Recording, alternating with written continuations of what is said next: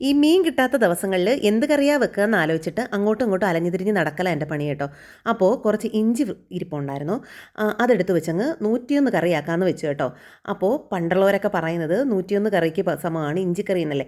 അപ്പോൾ ഇഞ്ചിക്കറി അങ്ങ് വെക്കാമെന്ന് വെച്ചിട്ട് കുറച്ച് ഇഞ്ചി ഇരുന്നത് എടുത്ത് ക്ലീൻ ചെയ്തു. പിന്നെ ചെറിയ ഉള്ളിയൊക്കെ അങ്ങ് ക്ലീൻ ചെയ്തെടുത്തിട്ട് ഇഞ്ചി കൊണ്ട് കുനാന്ന് അരിഞ്ഞുകൊണ്ട് വന്നിട്ട് എൻ്റെ കൈയെല്ലാം നീറി മുറിഞ്ഞിട്ട് നന്നായിട്ട് പിന്നെ വെളിച്ചെണ്ണയൊക്കെ തേച്ച് അതൊക്കെ സെറ്റാക്കി എടുത്തു. പിന്നെ ഇതാ പാൻ അടുപ്പിലോട്ട് വെച്ചിട്ട് വെളിച്ചെണ്ണ ഒഴിച്ച് നന്നായിട്ട് ചൂടായപ്പോൾ ഇഞ്ചി തട്ടിയിട്ട് നന്നായിട്ട് ഇളക്കി മൂപ്പിച്ചെടുത്തു കേട്ടോ.